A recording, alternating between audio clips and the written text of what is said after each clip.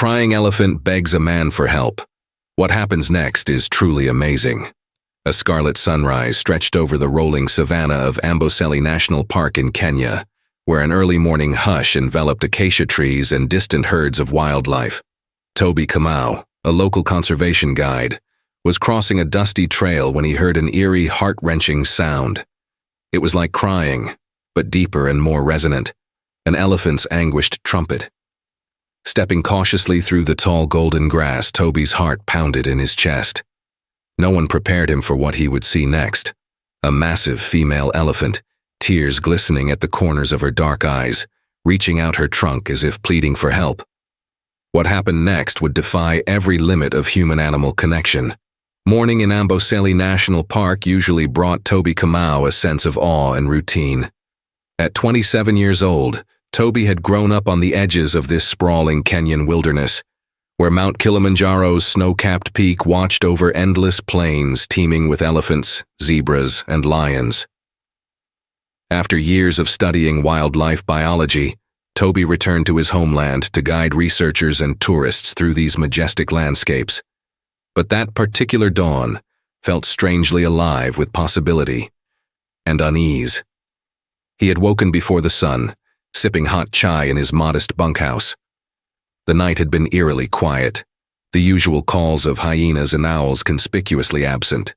Stepping outside with his binoculars, Toby intended to check a waterhole frequented by a matriarchal elephant herd. But minutes into his drive, he cut the ignition, senses tingling. He heard it, an unearthly, trembling rumble that quivered through the still air. His heart thumped. Though Toby had spent countless days observing elephants, he had never heard one cry like this. Carefully, he followed the sound, footsteps muffled by sandy earth and dew-laden grass. The cries grew louder, punctuated by desperate trumpets. Then he saw her, an adult female elephant standing alone near a withered acacia, eyes moist and trunk swaying in an erratic plea. Toby froze. Elephants could cry out of pain or loss, but this was different, almost as though she was calling specifically for him. When their gazes locked, Toby felt an uncanny jolt, as if the elephant was transferring her distress to him. Slowly, he approached, one hand extended to show he meant no harm. The elephant stamped a forefoot, chest heaving with ragged breaths. Conflicting instincts warred inside Toby. Common sense dictated caution. An agitated elephant could trample a man in seconds. But empathy, honed by years of living among these gentle giants, propelled him forward. Something was terribly wrong, and Toby sensed that running or ignoring her wasn't an option.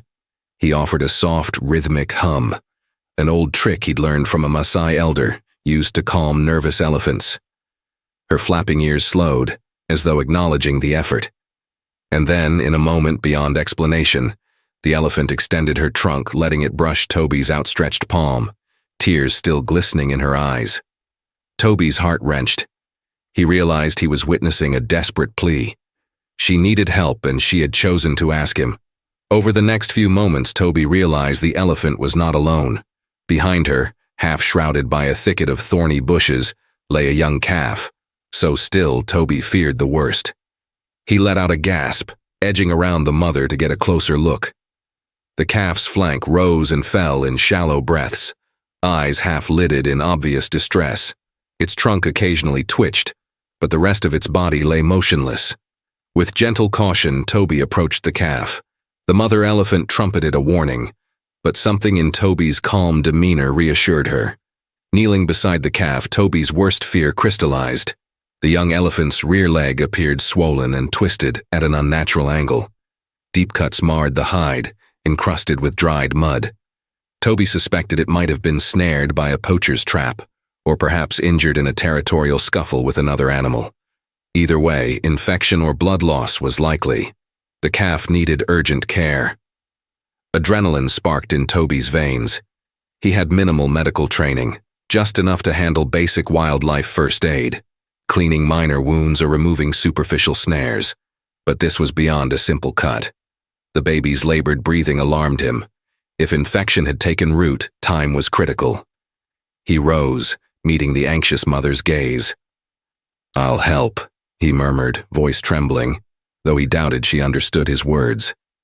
Yet the resonance of compassion, Toby believed, could transcend language.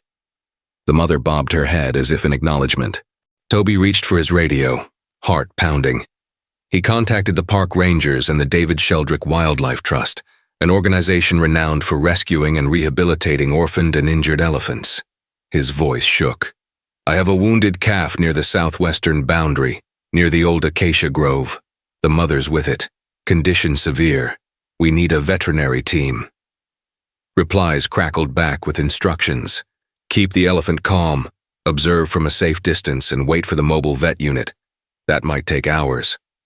Toby glanced at the horizon, already warming under the intensifying sun. The calf needed help sooner than that. He swallowed hard, deciding he'd do what he could with the meager supplies in his jeep. Perhaps an early intervention would buy time. Careful not to appear threatening, Toby fetched a small kit. Disinfectant, bandages, a tranquilizer if needed. The mother elephant stepped aside, letting Toby near her baby. She let out soft rumbles, a heartbreaking melody of maternal worry. Toby's chest tightened with emotion. Elephants felt grief so keenly, and the mother's tears were no myth. He had read about elephants weeping for lost calves, but seeing it firsthand ignited a fierce empathy within him. With trembling hands, Toby worked. He cleaned the calf's wounds as best he could, brushing away dirt and maggots from the deep lacerations. The baby flinched at the sting of antiseptic but didn't resist. The mother hovered behind Toby, trunk snaking forward to gently brush the calf's flank. Occasionally, Toby murmured soothing words as much for himself as for them. "Hold on, little one. Help is coming." Minutes felt like hours. By the time Toby finished wrapping a temporary bandage, sweat poured down his brow. The mother seemed calmer, her earlier frantic trumpets replaced by low grunts and sighs. Toby's heart hammered with urgency. He prayed the wildlife rescue team would arrive soon. This was just a stopgap. Yet in that uncertain interval, an unspoken bond formed among Toby, the grieving mother, and her suffering calf. He sensed that she had placed her trust in him, a human, to save her child. Desperation clawed at Toby's mind. The phone signal in the park was spotty, and though he'd radioed for help, the timeline remained uncertain. He circled the area, scanning for signs of the mobile vet unit's vehicle. Nothing. The acacia grove rustled in a light breeze, mocking the tension in Toby's soul. He returned to find the calf weaker, eyelids drooping. The mother elephant cast Toby a look that cut him to the core. It was a look that said, "I've done all I can. Now it's in your hands." Gulping down a wave of helplessness, Toby rummaged through his supplies. He discovered a small stash of intravenous fluid he sometimes used for severely dehydrated wildlife. Could it help the calf stay alive until professional vets arrived? Approaching the calf, Toby carefully prepared to insert an IV line. Elephants, especially calves, had thick skin, so he had to guess the best entry point from basic knowledge. Anxiety coiled in his stomach. If he botched this or caused too much distress, the mother might lash out. Yet she stood by, trunk gently resting on the calf's head, as if giving Toby permission. Sweat dripped down Toby's temples as he inserted the needle, searching for a vein. The calf emitted a soft moan, and Toby's heart clenched. The mother let out a series of low rumbles, echoing across the savannah. Finally, a trickle of fluid began to flow. Toby exhaled, praying it would stabilize the baby's condition. At least it might prevent shock or severe dehydration. Minutes later, the distant hum of an engine reached his ears. Toby's spirits soared. Soon, a dusty Land Cruiser bearing the David Sheldrick Wildlife Trust logo emerged on the horizon, accompanied by 2 rangers and a veterinarian named Dr. Leah Olo. Relief flooded Toby's chest. He guided them to the injured calf. Dr. Olo wasted no time. She sedated the calf for thorough examination, instructing Toby and the rangers on how to keep the mother calm. The mother roared in alarm when they applied the dart, but Toby's presence seemed to reassure her. Dr. Olo probed the wound, clicking her tongue in concern. "This is a deep snare injury, badly infected," she muttered. "We need to flush it, Remove necrotic tissue. The leg might be fractured. We'll do an X-ray. The next hour was a blur of medical hustle. The mother trumpeted anxiously. But Toby and the Rangers formed a perimeter to keep her from interfering. She paced, trunk reaching out to the calf, occasionally trembling. Toby longed to soothe her, but had to trust the professionals to save the baby's life. At last, Dr. OLO stood up, wiping her brow. We've done what we can here. The calf must come back to the Sheldrick Center for intensive care, but that means separating it from the mother. The mother elephant let out a pained rumble, as though sensing the plan. Toby's heart sank. Elephants form incredibly strong familial bonds. Would tearing the calf away break the mother's spirit? Dr. OLO explained that the mother might follow them to the rescue facility, or she might remain in the wild, rejoining her herd. It's up to her instincts, Dr. OLO said softly. But if we leave the calf here, she'll almost certainly lose him to infection. With no other choice, they prepared to load the sedated calf onto the rescue trailer. The mother bellowed, ears flaring. Toby felt tears prick his eyes again. He took a bold step forward, placing a hand on the mother's trunk. Quietly, he spoke. We're not taking him away forever. We're saving him. Trust us, please. She locked eyes with him, eyes brimming with the same anguished tears Toby had witnessed hours earlier. Then with a defeated rumble, she let them pass. In that moment, Toby realized he wasn't just saving a calf. He was standing up for the future of a species that had endured centuries of poaching, habitat loss, and heartbreak. The mother's silent plea resonated in every fiber of his being. If they succeeded, perhaps that bond between humans and elephants could mend, if only a little. The drive to the David Sheldrick Wildlife Trust Center in Nairobi took hours across bumpy roads. Toby rode in the back of the trailer, carefully monitoring the sedated calf. Each jostle caused the mother's heartbreak to echo in Toby's mind. He kept picturing her standing alone in the savannah, uncertain whether she'd ever see her baby again. Dr. OLO gave the calf intermittent tranquilizers to keep it calm and minimize pain. Toby gently stroked the calf's trunk, whispering soft reassurance. He marveled at the creature's sheer size and vulnerability. Even a young elephant outweighed him many times over. Yet in that moment, it was as helpless as any baby. Toby reflected on how the mother had cried for his help, bridging a chasm of mistrust that sometimes separated humans and wildlife. Eventually, the trailer rumbled through the gates of the Sheldrick Center, an oasis for orphaned and injured elephants. Staff rushed forward to prepare a secure pen lined with hay and heated lamps for the calf's comfort. Toby stepped down, stiff from the journey, assisting Dr. OLO in transferring the calf. Over the next hours, the veterinary team performed X-rays, cleaned the wound thoroughly, and administered stronger antibiotics. The prognosis was guarded but hopeful. Exhausted, Toby slumped on a bench as night fell. The center's director, Rachel Mooley, offered him tea. "You've done a brave thing, Toby," she said. "Many would have walked away, but you risked your safety to help that calf." Toby's mind flashed to the mother elephant's tear-streaked face. "I couldn't just leave them," he murmured. "She asked for help, and I had to answer." Rachel nodded, gazing at the star-filled sky. "Elephants are profoundly intelligent. They sense compassion. It's rare, but sometimes they approach humans for aid when all else fails." Toby rubbed his weary eyes, recalling how everything changed in a single morning. "I hope we can save the calf, and I hope the mother finds peace." Around them, the sanctuary quieted. In a nearby enclosure, orphaned elephants dozed under the watchful eyes of caretakers. Toby's heart ached with empathy for each one, imagining the loss they'd endured. He whispered a silent prayer for the calf's recovery, for the mother's understanding, and for all the elephants still wandering wild lands in peril.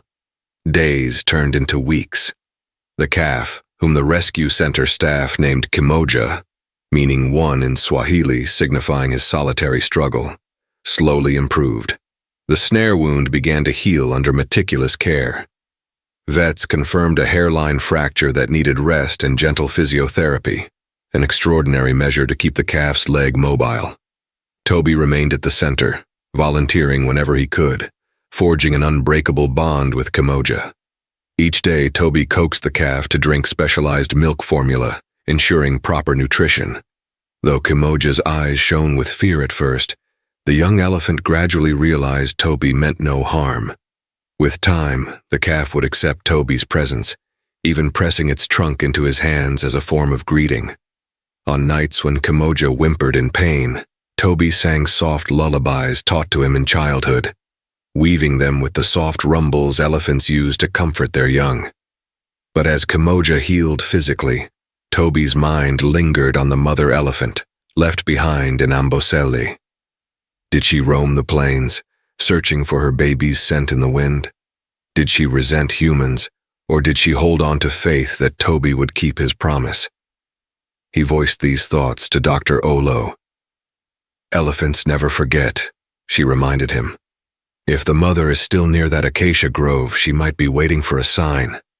Dr. Olo and Rachel Mooley discussed possibly reuniting Kimoja with her mother once fully recovered, but a successful reunion was fraught with uncertainty. The mother's location was unknown, and the trauma might have pushed her to rejoin her herd. Elephants seldom remain solitary for long. Meanwhile, Toby wrestled with his own doubts. He had jumped headlong into saving the calf, forging an emotional attachment that defied professional distance. He had no formal ties to the Sheldrick Center beyond volunteering. He could leave any time. Yet something bound him to Kimoja's fate, a sense of duty that eclipsed everything else. If this calf had a chance at returning to the wild, Toby wanted to be a part of that story. As the second month concluded, Kimoja began testing weight on her injured leg, limping but standing for short intervals. The staff's cheers rang through the yard as the elephant tentatively took a few steps on her own. Toby's chest swelled with pride. She was forging her path back to life, one halting step at a time. Yet each victory was tinged with sadness. At night, Kimoja sometimes let out distressed rumbles that seemed to call for her mother. No caretaker's presence could fully replace that maternal bond. Toby would stand outside her enclosure, heart twisting at the echo of longing in her voice. In those moments, he made himself a vow. He would do everything in his power to reunite Kimoja with her mother, no matter how daunting the odds. Word reached the Sheldrick Center that a lone female elephant had been spotted multiple times near the old acacia grove in Amboseli, as if guarding a territory. Witnesses described her restless behavior, circling, releasing mournful trumpets at sunrise. The news electrified Toby. Could it be Kimoja's mother? Rachel Mooley and Dr. Olo recognized the significance. The mother's presence could lead to a reintroduction plan. However, such a venture carried risk. They had to be sure Kimoja was sufficiently healed to handle the stress of travel and potential integration. The mother might also have rejoined a larger herd, complicating reintroduction. Still, the faint possibility tugged at everyone's heartstrings. Toby prepared meticulously. With Dr. Olo's blessing, they scheduled a field trip to Amboseli. Kimoja, now stable enough to handle a journey, would be transported in a specialized trailer. The plan was to visit the site where Toby first encountered them, set up a temporary enclosure, and see if the mother could be enticed by her calf's presence. If recognized, a controlled reintroduction might follow. If not, Kimoja would return to the sanctuary. Hope warred with caution in Toby's mind. The mother might reject a calf that smelled like humans and antiseptics, or worse, the mother might have moved on. But the memory of that crying elephant, her silent plea, spurred Toby to push forward. A bright, clear morning found them traveling back across dusty roads. Kimoja, though unsettled by the trailer, trumpeted softly whenever Toby spoke. Upon reaching the old acacia grove, Toby stepped out, scanning the horizon. The sun glared, and a breeze rustled the grass. For a moment, the scene was eerily identical to the day Kimoja was discovered. They set up a makeshift corral near the grove. Kimoja, coaxed by Toby, stepped onto the grass, trunk waving with curiosity. Dr. Olo and a small group of rangers maintained a secure perimeter. Then they waited. Toby's pulse thrummed in his ears. Would the mother sense her calf's presence? For hours, nothing stirred except the faint silhouettes of zebra herds in the distance. Kimoja occasionally let out a searching call, trunk raised. Silence. Toby feared they were too late. Then just after midday, a thunderous rumble echoed from beyond a small ridge. Kimoja froze, ears perking. Toby's breath caught as he spotted movement on the horizon, a lone elephant figure approaching. Every muscle in Toby's body tensed as the lone elephant edged closer. Through binoculars, he confirmed it was a female with distinct markings that matched Kimoja's mother. The large elephant approached with caution, trunk lifted to catch scents on the wind. As she neared the corral, Kimoja let out a piercing squeal. The mother froze, ears flaring. Then, with trembling steps, she advanced until she stood a mere few yards from the enclosure fence. The mother's eyes locked onto Kimoja. In that instant, Toby perceived a stunning wave of emotion radiating from both animals. Kimoja trumpeted wildly, pressing her trunk against the fence rails, and the mother answered with a deep, rumbling call that shook Toby's chest. Everyone watched, breath suspended. Would the mother accept her calf after so long, especially with the foreign sense of humans all around? Time seemed to slow. The mother stepped forward, trunk sliding through the gaps in the fence until it touched Kimoja's head. The young elephant responded by nuzzling her mother's trunk, releasing excited squeals. A hush fell on the onlookers. Toby's eyes burned with tears. This was the moment he had fought for. Mother and child recognizing each other after weeks of separation and trauma. Yet the fence remained between them. Dr. Olo and the rangers hesitated. Removing the fence was risky. The mother, though seemingly calm, might react unpredictably if startled. Toby, however, believed in the bond they'd shared from the start. "We have to let her in," he urged, voice trembling. Rachel Mooley nodded slowly. Carefully, the rangers slid the gate open, stepping back to give the animal space. The mother slowly advanced, crossing into the corral. Kimoja limped forward, tears streaming from her eyes in an unmistakable display of elephantine emotion. In a heart-stopping scene, the mother curled her trunk around Kimoja's smaller form, rumbling in relief and maternal devotion. Toby pressed a hand over his mouth, overcome. The mother examined Kimoja's bandaged leg, sniffing carefully. She turned toward Toby, letting out a low rumble that felt like gratitude. Toby, tears slipping down his cheeks, dared to reach out, palm facing her. She gently tapped his hand with her trunk, a silent acknowledgement of their shared ordeal. In that moment, Toby's memory flashed to the day he found her crying for help. Now that anguished cry had transformed into a triumphant reunion. Reunited at last, mother and calf needed time to adjust. Kimoja still required medical follow-up, so the Sheldrick team arranged a transitional phase. The mother could stay near the corral while her baby received daily treatments. If the mother had a herd, she'd have to reintroduce Kimoja eventually. But for the moment, mother and child seemed content to remain, forging a mini-family circle with Toby and the rangers carefully assisting from a distance. Each day, Toby watched mother and calf roam the corral's boundary, forging trust in the rangers who brought them fresh water and supplemental food.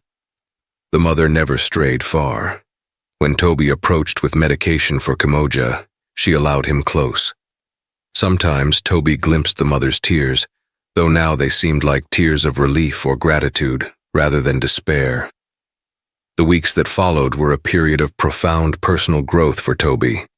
He wrestled with the knowledge that not all such stories ended so happily. Many elephants faced irreversible losses. Poachers' snares claimed countless lives. But in Kimoja's rescue and mother's faith in Toby, he found renewed purpose.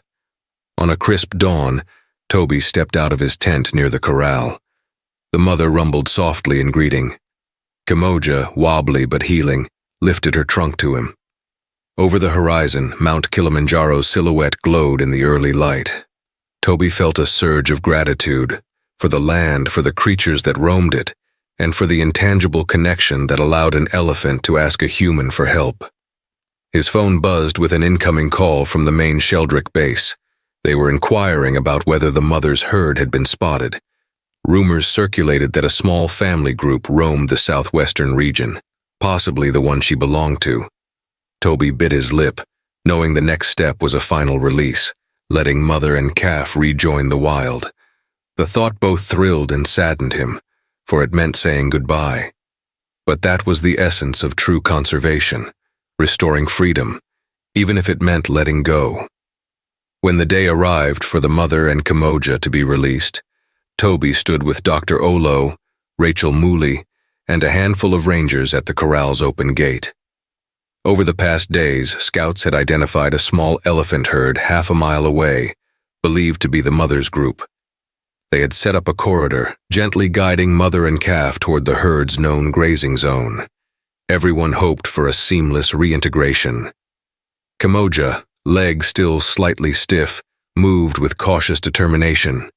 The mother rumbled encouragement, nudging her calf forward. Toby walked at a respectful distance, heart clenching at the impending farewell. But even as he tried to remain composed, the mother turned, trunk extended toward him, like a final gesture of thanks. Toby swallowed the lump in his throat, stepping closer to stroke her trunk. "You both belong out there," he said quietly, voice shaking. "Be safe." The mother's dark eyes met his, reflecting an echo of the day they first encountered each other. No tears this time, just a serene acceptance that their paths were diverging. Kimoja let out a small trumpet, and Toby laughed through his tears. "You'll do fine, little one," he whispered. The mother and calf stepped into the open savanna. After a few minutes, Toby and the others followed discreetly, ensuring they navigated the corridor. In the distance, the silhouettes of a half-dozen elephants came into focus. Relatives, possibly the mother's sisters, aunts, or older offspring. When the group spotted the returning pair, they trumpeted in excitement. Toby marveled at the large female who marched forward, entwining trunks in greeting with Kimoja's mother. Kimoja hesitated, trunk wavering. Then, as if drawn by an ancestral memory, she limped ahead, receiving welcoming rumbles from the herd. They surrounded her, brushing trunks over her bandaged leg, acknowledging her wounds. Toby witnessed a communal relief that transcended species. The once-lost calf had come home. Staying at a respectful distance, Toby felt tears trickle freely. The mother turned for one last glance, trunk raised in a final salute to the humans who saved her baby. Then the herd moved off, forging deeper into the wild, until their gray forms merged with the dusty horizon. For several minutes, no one spoke. Dr. Olo wiped tears from her cheek. Rachel's face glowed with a mix of triumph and sadness. Toby felt a strange emptiness, but also a deep fulfillment. He had answered a crying elephant's plea for help. He had fought to give Kimoja a second chance. And now, the chapter closed, reaffirming that compassion knew no boundaries between man and beast. As the African sun blazed overhead, Toby exhaled. "Be free, Kimoja," he whispered. Then, with heart full, he and the team turned back, leaving mother and calf to the sanctuary of the open plains. Thank you for sharing in this remarkable journey between one desperate elephant family and the man who answered their silent call for help. We witnessed how a tearful plea forged a bridge of trust across species, proving that empathy can dissolve fears and unite hearts in the face of adversity. If this story moved you, please click the like button and share it with friends who need a reminder that miracles can happen when compassion guides our actions. And don't forget to subscribe to our channel for more uplifting tales that celebrate resilience, connection, and personal growth. Your support fuels our mission to spotlight these wondrous moments where humans and animals uplift each other. As Toby and Kimoja's story shows, even the largest obstacles, like a wounded elephant's cry, can transform into shining victories when we dare to care. Thank you for watching, and see you in our next inspiring story.